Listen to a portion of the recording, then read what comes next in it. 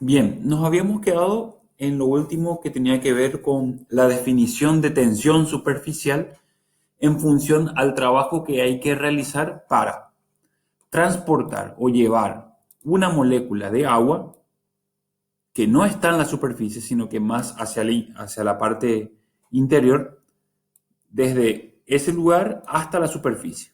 ¿Sí? Hay que realizar un trabajo. ¿Por qué? Porque en el interior del líquido, aquí, ¿sí? Esas moléculas de agua están, por decirlo de alguna manera, bien cómodas, están bien estables. Entonces, habíamos dicho que eh, justamente, dado que las moléculas son más estables en el interior de la fase líquida, será necesario realizar un trabajo de W proporcional al dN, que es el número de moléculas en la superficie, y por tanto también al área en que se incrementa de manera proporcional. Si yo realizo un trabajo de W, o sea, infinitesimal, para aumentar el área en dA, también va a aumentar el número de moléculas en dN. Y dijimos que esta relación, hay una proporcionalidad entre el trabajo reversible realizado y el número de moléculas en la superficie, porque refiere a el trabajo que tengo que realizar para llevar esta molécula de agua a la superficie con el consecuente aumento en el número de moléculas en dN, ¿verdad? De manera infinitesimal. Así pues, también habíamos dicho antes que el número de moléculas en la superficie es proporcional a el área en que se incrementa esa superficie. Al final podemos establecer una proporcionalidad entre el trabajo reversible, que es proporcional al área en que se incrementó la superficie del líquido, que a su vez es proporcional al número de moléculas en la superficie, ¿sí? Porque justamente lo que estoy realizando, como estoy diciendo, es el trabajo para llevar esa molécula a la superficie. Al final, esa proporcionalidad, ¿verdad? Esa proporcionalidad entre el trabajo reversible y el aumento del área de manera infinitesimal, se puede establecer una igualdad introduciendo un coeficiente o una constante de proporcionalidad que es gamma, que en este contexto significa o quiere decir que es la tensión superficial. Por ende, podemos definir la tensión superficial como el trabajo realizado por unidad de superficie incrementada, siendo que gamma, ¿sí?, la tensión superficial, que es esta constante de proporcionalidad que se introduce para llegar a la igualdad entre el trabajo reversible y el área aumentada en un infinitésimo, será mayor que cero, ya que para aumentar el área se requiere realizar un trabajo sobre el sistema y recordando que, según nuestra convención de signos, cuando el entorno realiza trabajo sobre el sistema, este es positivo, o sea, mayor que cero, como vemos aquí, ¿sí? Ahora bien, habiendo definido la tensión superficial en función al trabajo que hay que realizar para llevar esa molécula de agua desde el interior para la superficie y aumentar el área superficial, podemos decir que gamma, que es la tensión superficial, depende de la naturaleza de ambas fases. En la fase gaseosa, con la cual está en equilibrio con su líquido respectivo. Y también depende de la temperatura y la presión. Pero atiendan aquí, se hace la siguiente observación. Cuando se habla de la tensión superficial de un líquido, nos referimos a la de un sistema compuesto por un líquido en equilibrio con su vapor, como es el ejemplo que estamos aquí con el vaso con agua. Ya que las interacciones con las moléculas en la fase gaseosa son despreciables, normalmente suele medirse la tensión superficial del líquido frente al aire u otros gases inertes a bajas presiones, de forma que la solubilidad del gas en el líquido sea despreciable y que gamma no dependa de la naturaleza de la otra fase. Se refiere a que no dependa de la fase gaseosa. En definitiva, en conclusión, lo que está diciendo es que gamma, la tensión superficial, va a depender de la naturaleza del líquido que tenemos aquí y de la temperatura y la presión. ¿Por qué solamente la del líquido? Siendo que hay una interfase aquí que es esta superficie que refiere a la separación entre el gas y el líquido, porque se asume que las fuerzas o las interacciones entre las moléculas de gas que tenemos aquí y las moléculas de líquido que están aquí en la superficie, las interacciones entre uno y otro son despreciables, no se considera, siendo que la molécula de gas está moviéndose libremente, entonces como que no hay un momento de interacción que pueda darse entre esta molécula de gas y la molécula de líquido. Entonces esas interacciones son despreciables y al final la tensión superficial del líquido dependerá de la naturaleza del líquido y de la temperatura y la presión del sistema, ¿sí? En cuanto a las unidades de medida de gamma, tiene unidades de energía sobre unidad de área o también, que es lo mismo o equivalente, a unidades de fuerza sobre unidad de longitud. Resulta que si vamos al sistema internacional de medidas, el trabajo que se mide en las mismas unidades de energía, ¿sí?, lo podemos medir en joule, en kilojoule, en calorías, normalmente más en la unidad del joule. Entonces, como dice, unidad de energía sobre unidad de área, ¿sí? Unidad de energía, ¿por qué? Porque el trabajo se mide en joule, sobre metro cuadrado o punto metro a la menos 2. Entonces, si yo desgloso joule, que es fuerza por distancia, que es el trabajo, fuerza es en newton y distancia en metros, entonces puedo simplificar este metro con uno de los metros que está aquí porque está al cuadrado. Me va a quedar finalmente en newton punto metro a la menos 1 o unidades de fuerza sobre unidad de longitud, ¿sí? Entonces se puede expresar en joule sobre metro cuadrado o newton sobre metro. O en el sistema CGS, que utiliza, digamos, ergio para la energía, sobre centímetro cuadrado, o que es lo mismo decir dinas sobre centímetro, o punto centímetro a la menos 1. ¿Por qué dinas? Porque es la unidad de fuerza en el sistema CGS.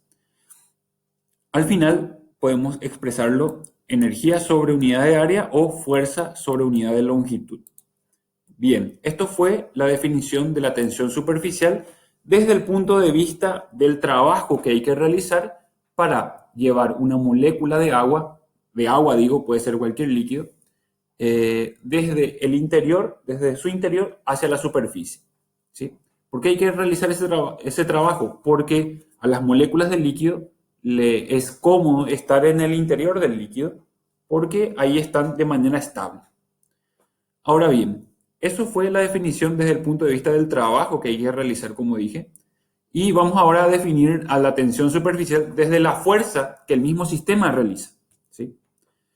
Esta fuerza, o sea, definirla a la tensión superficial desde el punto de vista de la fuerza que el sistema realiza o desde el punto de vista del trabajo que hay que realizar desde el entorno sobre el sistema, llegamos a la misma conclusión porque en esencia estamos hablando del mismo fenómeno, ¿sí? Del fenómeno de tensión superficial.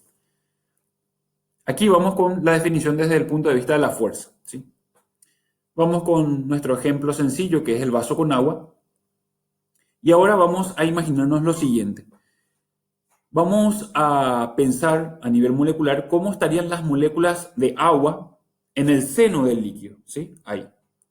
Y vamos a centrar nuestra atención a cómo estaría una molécula aquí en el centro de agua respecto a cómo interacciona con las moléculas circundantes o próximas a ella, ¿sí? En su primer anillo, por decirlo de alguna manera.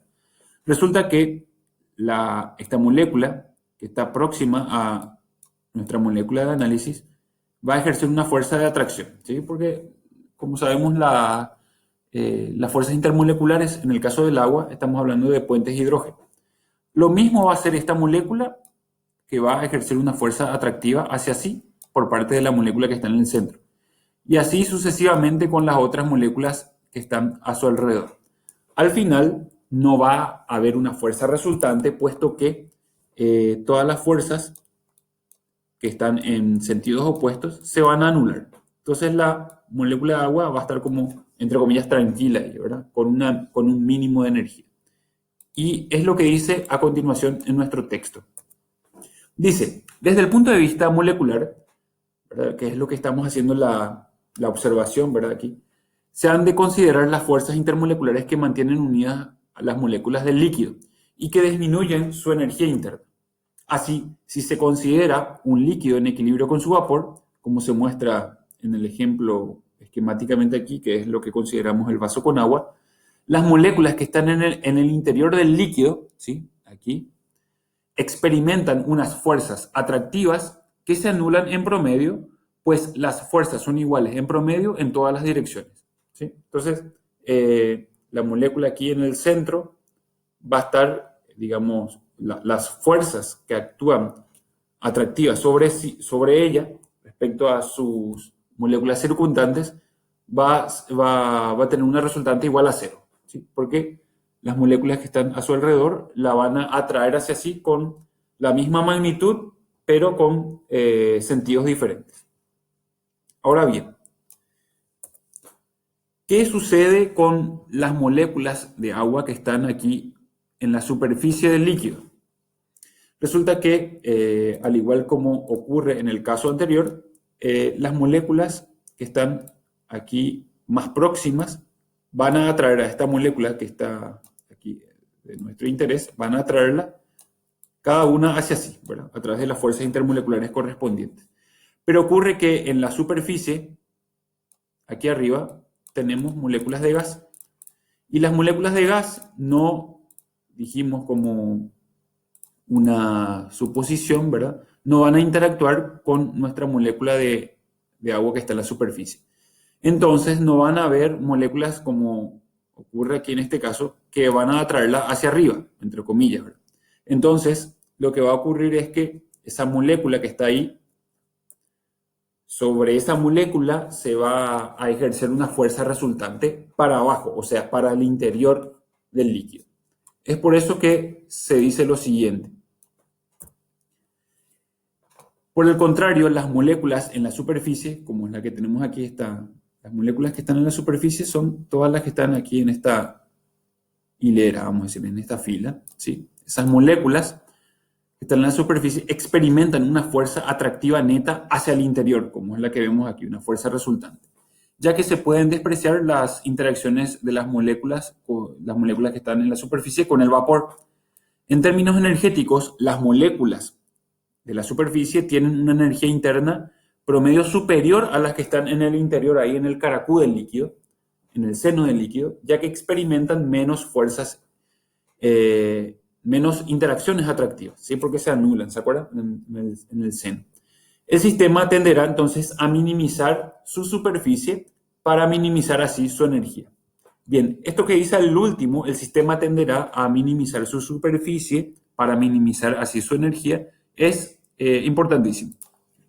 Resulta que si tenemos una masa de agua en el aire, por decirlo de alguna manera, dejando de lado la forma que puede adoptar el cuerpo de agua si está en un vaso, si está ahí como en el aire, la molécula de agua va a tender a minimizar, como dice, su superficie de manera tal a adoptar una forma esférica, ¿sí? O sea, la forma esférica es como la consecuencia de la tensión superficial, porque de esa manera minimiza su superficie del líquido. Eso ocurre porque las moléculas que están en la superficie se ven sometidas a las fuerzas, a una fuerza resultante atractiva hacia el centro. Entonces lo que podemos imaginarnos es lo siguiente. Tenemos aquí un cuerpo de agua en donde la superficie del líquido, ¿sí?, la superficie del líquido está formada por ese conjunto de moléculas que están aquí, esta hilera. Entonces, lo que va a ocurrir es que en el espacio, en el aire, ¿verdad?, las moléculas de agua, las que están en la superficie, van a ser sometidas o van a estar como padeciendo una fuerza que las atrae hacia el interior, haciendo que el cuerpo de agua adopte una forma esférica. Si bien aquí tenemos una gota, que la gota su característica es que tiene forma lagrimal, ¿verdad?, una forma de lágrima, por efecto solamente de la gravedad, ¿verdad? Que adopta esa forma. Pero si excluimos a la gravedad, como sucedería en el espacio, fuera de la Tierra, el líquido, cualquier líquido, no solamente el agua, adoptaría una forma esférica como es la que vemos aquí, que es una gota de agua en el espacio. Entonces, de esa manera se elimina esa distorsión que puede provocar la gravedad. Entonces, los líquidos adoptan forma esférica justamente como una consecuencia de la tensión superficial. Bien, eso fue la explicación desde el punto de vista de la fuerza, ¿verdad? Estamos hablando siempre de lo mismo, ¿verdad? De tensión superficial. Ahora, ¿cómo podemos medir la tensión superficial? Aquí tenemos un instrumento que nos ayuda a determinar experimentalmente la tensión superficial. El instrumento se llama balanza de Dunoy, ¿sí? Consiste en lo siguiente. La balanza de Dunoy tiene como aquí digamos, un metal, ¿verdad? Un metal del cual pende un material que es este anillo, ¿sí? Está como colgadito este anillo que está aquí colgado y la parte circular del anillo, o sea, justamente por eso anillo le estoy diciendo, es la que toca la superficie del líquido, ¿sí? Está como tocando así al ras, tangencialmente al líquido. Ahora bien, esto es como un efecto de pesca, ¿verdad? Es como una caña de pescar. Ya le voy a explicar por qué. Resulta que lo que uno hace es colocar la muestra que está aquí en este vaso precipitado, una muestra, por ejemplo, que contiene agua líquida. Entonces, lo que va haciendo es ir regulando, como se ven aquí en los sucesivos pasos, eh, el, el anillo, la distancia del anillo con respecto a la superficie del líquido, ¿sí? Entonces, en el paso 1 se va acercando más, aquí en el 2 ya toca, en el 3 se pasa un poquitito la superficie, se sumerge y después se vuelve a alzar un poquitito atrás, o sea, como una caña de pescar. Uno va como utilizando estas manivelas que están aquí, como para levantar el anillo y que quede, como ven aquí, en el punto 5 al ras, así, a nivel de la superficie, como tocando la superficie del líquido del anillo, esta parte del anillo tocando la superficie del líquido. Ahora bien, lo que uno hace después con la otra manivela es como aplicar una fuerza para poder levantar el anillo, ¿sí? Levantar el anillo para intentar separarlo de la superficie, ¿sí? El líquido va a ser como un efecto de pegamento, va a tratar de traer hacia así todavía el anillo y va a llegar a un punto en donde con una cierta fuerza adicional, ¿sí? Yo voy a poder, aquí faltaría el paso número 9, donde el anillo se despega, este anillo se despega totalmente de la superficie del líquido. Entonces, ahí en ese punto es donde se mide, con esta escala que tenemos aquí, la fuerza necesaria como para separar el anillo de la superficie del líquido, ¿sí? Como para sacar, así como le dije, la caña de pescar. Y bueno, y de esa manera se mide. Este es un equipo, una balanza de Dunoy, un poco, digamos, no tan moderno porque es manual. Ya les voy a mostrar cómo se ve uno digital. Pero este efecto de la tensión superficial lo van a experimentar, lo pueden experimentar, por ejemplo, cuando estén en la parte de microscopía y utilizan las láminas, ¿verdad? Las láminas de microscopio. Normalmente esas láminas no se tiran, sino que se lavan para su reutilización y se dejan secar. A veces no se secan del todo bien, entonces queda como una humedad y a veces uno lo va apilando a las láminas unas con respecto a otras. Entonces uno llega al momento en que quiera utilizar la lámina y va a encontrar que van a estar pegadas, ¿sí? Van a estar pegadas y uno va a intentar separarlas para poder utilizar. El tema es que uno tiene que aplicar mucha fuerza, sí, porque justamente hay un fenómeno, aparte de la tensión superficial, hay un fenómeno de adherencia, ¿verdad? Se dan como en conjunto, pero se pegan tanto que hay, sí, o sea, Hay casos en donde yo no puedo separar las láminas y aplico tanta fuerza que llego a romper las láminas, ¿verdad? Y uno se puede cortar ahí, hay que atender. Entonces, eso es un efecto, por ejemplo, de la tensión superficial, ¿verdad? Es la fuerza que tengo que aplicar para poder separar esas láminas entre sí, esas láminas de vidrio. A continuación les muestro cómo se ve una balanza de Dunoy ya, digamos, digital. Se va a medir la tensión superficial del agua en contacto con una fase orgánica que es aceite, ¿sí? Entonces se colocó el agua, ahora se está colocando el aceite y el principio respecto a lo que les mostré con el manual, que fue el instrumento anterior, es el mismo. Entonces se coloca la muestra ahí y luego se va levantando, se va, digamos, programando, se va a levantar hasta un cierto nivel el vaso que contiene la muestra, tiene agua y aceite y lo que se quiere medir es la tensión superficial en esa interfase entre el agua y el aceite, ¿sí? Entonces lo que se va a hacer es utilizar el anillo, que es el mismo que teníamos en el manual. Entonces se homogeniza primero en la muestra, o sea, se lo enjuaga un poquitito con agua primero y después se lo cuelga ahí. Y lo que se hace es, a continuación, programar el equipo de manera tal a que el anillo, ¿sí? La base del anillo, llegue hasta hasta la interfase entre el líquido y el aceite. Ahí va a llegar justito a la superficie del líquido, o sea, en este caso del agua.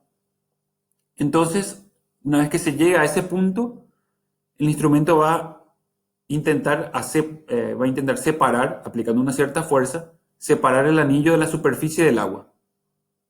¿Sí? Ahí está aplicando una fuerza y va a llegar a un punto en donde físicamente se desprende, o sea, se separa el anillo de la superficie del agua. Ahí se separa. Entonces, proporcionalmente para separar el anillo de la superficie del agua se tuvo que aplicar una cierta fuerza. Y es así que de este modo el equipo midió, dice aquí, lo mide en unidades de fuerza sobre unidades de longitud y midió 60,81 milinewtons sobre metro, ¿sí? Entonces esa es la tensión superficial del agua cuando está en contacto con el aceite, ¿sí? Con un aceite en cuestión. Hubiera sido otro si era el agua nomás en contacto con el aire, ¿verdad? Depende mucho en este caso sí, de la otra fase con la cual está en contacto la fase líquida, agua en este caso, ¿sí? En el caso anterior del vaso con agua, solamente el que tenía agua que estaba en equilibrio con su vapor, no interesaba mucho la fase que estaba por encima de la superficie del agua. Y ahora en este caso sí, porque si probamos, por ejemplo, con diferentes tipos de aceite, probablemente la tensión superficial para el agua va a ir variando en función a con qué tipo de aceite está en contacto, ¿verdad? Recuerden que también depende de la presión y la temperatura. Bien, entonces esto era la balanza de Dunoy. Ahora les quiero mostrar esta tabla que está tabulada para diferentes valores de tensión superficial para distintos tipos de sustancias líquidas. Está tabulado para 293 Kelvin, es una tabla de fisicoquímica de Atkins. Y para que vean un poco, como siempre, la influencia que tienen las fuerzas intermoleculares sobre las propiedades físicas de la materia, ¿sí? Físico-químicas de la materia. Como ven, tenemos distintas sustancias, distintos líquidos, benceno, ¿verdad? Etanol, mercurio, agua. Para el caso del agua, se hace como están tabulados valores de tensión superficial para distintas temperaturas. Esto que es 293 Kelvin sería 20 grados centígrados, a 25 y a 100. Y lo que podemos sacar como conclusión es que aumentando la temperatura,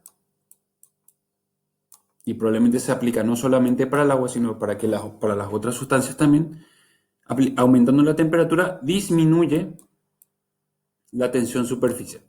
Y tiene bastante lógica, porque cuando se aumenta la temperatura al punto, por ejemplo, aquí de 100, está al límite de pasar a la fase gaseosa ya está en la temperatura de transición. Cuando se aumenta la temperatura, las moléculas del sistema adquieren energía cinética y eso hace que, digamos, se muevan con una cierta, sea vertiginoso el movimiento y que se rompan un poco o se debiliten las fuerzas intermoleculares, ¿sí? Si bien, por ejemplo, en el caso del agua, sea que no va a ser lo mismo la potencia o la intensidad, la magnitud de los puentes hidrógeno entre moléculas de gas, de vapor, que los puentes hidrógeno en la fase líquida, donde es un sistema más condensado y las moléculas están más próximas, ¿sí? Entonces, la influencia de la fuerza, de la intensidad de las fuerzas intermoleculares y que éstas se debilitan con el aumento de la temperatura porque las moléculas tienden a adquirir energía cinética y por ende adquirir movimiento y separarse un poco y de esa manera debilitar las fuerzas intermoleculares. Bien, ahora lo que les hice a continuación, para que vean, por ejemplo, el agua es 72, el mercurio tiene una tensión superficial elevadísima, 472, aquí está medido en milinewtons sobre metro, ¿sí? 472. Eso por el hecho de que en el caso del mercurio, que es un metal en estado líquido a la temperatura ambiente, entonces, como todo metal, el enlace característico en ellos es el enlace metálico, ¿sí?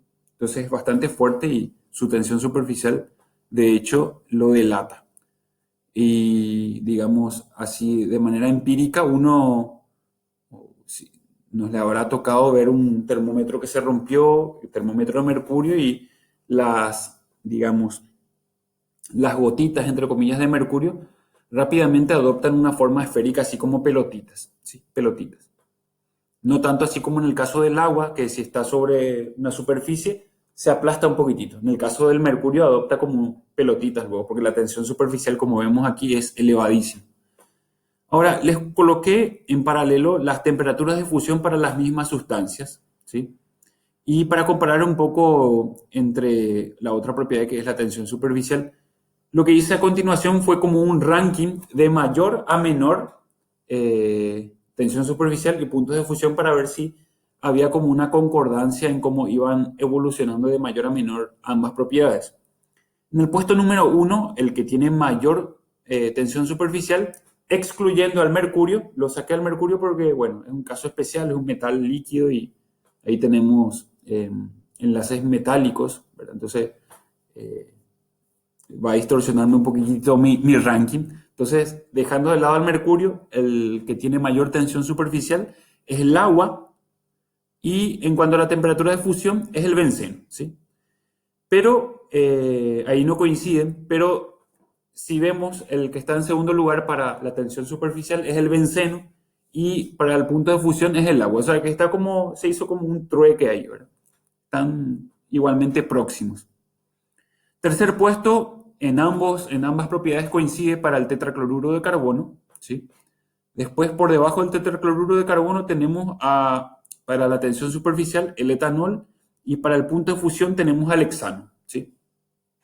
Ahí hay una leve diferencia. En el quinto puesto coinciden tanto la propiedad de tensión superficial como la temperatura de fusión, coinciden para que vean la concordancia que hay. En el sexto lugar no coincide, hexano es para gamma y temperatura de fusión es el etano, ¿sí? Entonces ahí termina. Pero para que vean que hay una correlación de cómo van evolucionando. Es muy similar. Ahora, les puse también las temperaturas de ebullición para cada una de las sustancias. A ver cómo queda el ranking de la temperatura de ebullición de mayor a menor temperatura de ebullición en comparación con la tensión superficial. En el puesto número 1 coinciden ambos, el agua. En el 2 también coinciden con el benceno. En el 3 es el etanol, pero en el 3 es el etanol para ebullición y para gamma era tetracloruro de carbono. Ahí hubo como un trueque también. pero están muy próximos. El tetracloruro de carbono es el cuarto para la temperatura de ebullición y el etanol era para gamma, ¿verdad? Como le dije, hay como una inversión ahí, pero igualmente son muy próximos. En el quinto lugar tenemos a hexano para la temperatura de ebullición y teníamos a gamma en el quinto lugar para metano, ¿sí? Y en el sexto, hexano era para gamma y metanol era para temperatura de ebullición. Entonces, para que vean un poco cómo va, digamos, de la mano, por más que sean propiedades totalmente diferentes, tensión superficial, punto de fusión, punto de ebullición, ¿sí?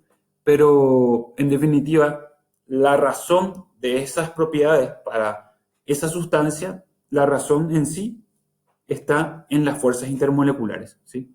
Entonces, de esa manera quería hacer como un paralelismo entre estas tres propiedades, para que vean que hay una concordancia, ¿verdad? Una cierta concordancia. No del 100%, pero sí van bastante de la mano. Bien, entonces, de esta manera finalizamos esta parte que tiene que ver con la tensión superficial, en donde la definimos desde ambos puntos de vista, desde la fuerza como también del trabajo. Desde la fuerza que que el propio sistema ejerce sobre sus moléculas que están más externamente en la superficie, y desde el punto de vista del trabajo, que refería al trabajo que se tiene que realizar desde el entorno sobre el sistema para llevar una molécula que está en el interior del líquido hacia la superficie y extender su área, ¿verdad? Entonces, estábamos hablando de lo mismo, ¿verdad? En esencia, es el mismo fenómeno que es la tensión superficial. Dijimos que el instrumento que se utiliza para medir experimentalmente la tensión superficial es la balanza de Dunoy, ¿verdad? Y finalmente les presenté una tabla donde hice el paralelismo de la tensión superficial con la temperatura de fusión y el punto de ebullición. Bien, hasta aquí esta parte. Gracias.